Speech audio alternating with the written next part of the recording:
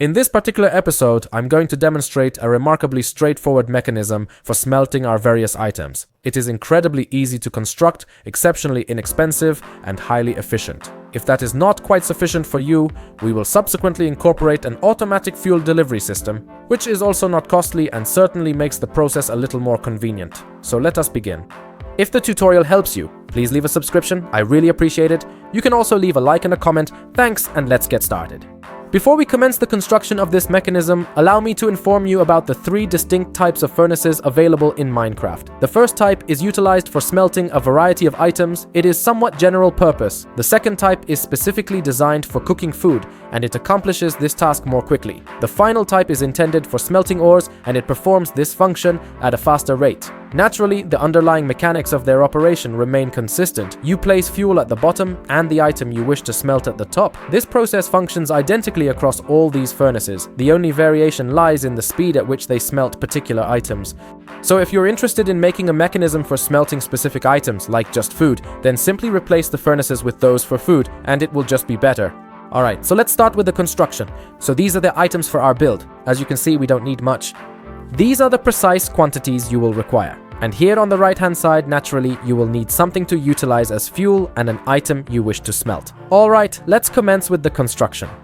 Initially, we shall position a double chest precisely at this location. Subsequently, by holding down the shift key, we must right-click to position a hopper in this specific location, as well as in this particular spot, and then place a third hopper while focusing on the second hopper. Afterward, arrange an additional 2 rows in this area and connect one at the very end.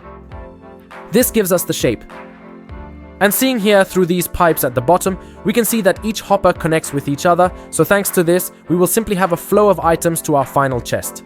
Now we will place the furnaces. I also hold shift and place them. I look at the outside of this block so that we can always see the state of the furnace, whether it is lit or has stopped being lit, meaning whether it has fuel or not. And so, I position them all around this area. Now, I additionally attach a hopper on top of each individual furnace precisely all around. Next, I position a support block here, and on top of it, directly in the center, I place a boat equipped with a chest. The boat possesses the distinctive characteristic that it can effectively transport items to each of these hoppers situated below without needing to relocate from its position. So when we open it, now I'm holding shift and right-clicking, we can insert what we wish to smelt, and we observe it disappears very quickly. It disappears because it travels through the hopper and reaches the furnace, and as you can see, it distributes evenly to each furnace. Therefore, we can place and smelt substantial quantities of our items here. Now, to initiate our farm, we need to add fuel to each furnace, so we simply insert it. That's why we have this enhancement, which we'll create shortly, so we don't have to add it manually to each furnace. Although it's feasible and not overly time-consuming, if we prefer not to do it, we'll soon implement this enhancement and we'll only need to insert fuel in one location. Now we can observe that the farm is fully operational, with everything efficiently smelting and all the items eventually ending up in this final chest. We have the flexibility to place various types of items into this same chest here, which poses no issue, and over time, everything will be smelted and ultimately end up in this chest.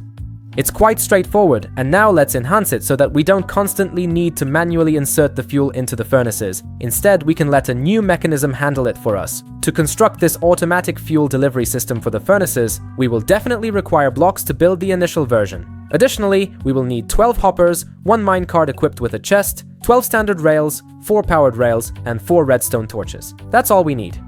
These items listed at the bottom are required as supplementary ones, while the ones at the top have already been utilized for constructing the initial phase. As I previously mentioned, we construct the first phase in the same manner, and now we have the opportunity to incorporate new hoppers into these furnaces. We target the center of the furnace and attach a new hopper to each one, resulting in a total of 12 additional hoppers being used here.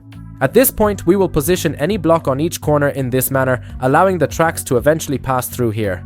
It appears like this. Now, we proceed to lay the tracks around, and on the central hopper block, we consistently place powered rails. We put the regular ones, then a powered one in the middle, then regular ones again, followed by another powered one. In this manner, we utilize 4 powered rails along with 12 regular ones. Now, by employing auxiliary blocks, we are able to position redstone torches here. It is essential that each powered rail is energized in this specific way. Every track needs light, and now we can place a minecart with a chest. Carefully give it a gentle push, and it starts moving in a circular motion. Now, as it is positioned above the hopper that is connected to the furnace, it will have the ability to supply fuel to the furnace. As soon as the minecart passes by, we have the opportunity to open it. Here you go, kindly hand me all the mice, naturally. And insert fuel into the system. As we carefully observe, it begins to gradually vanish, dispersing throughout all these furnaces. I will make an attempt to catch it once more.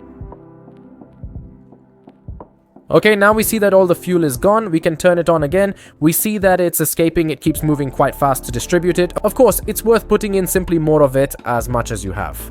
And it effectively distributes it. And we observe that this new fuel is consistently appearing within the furnaces. So we deliver the necessary resources from above, and the fuel is efficiently supplied by this wagon. And everything, of course, finally ends up in this final chest. So that was the upgrade of the first level. Now you literally have 2 chests that concern you.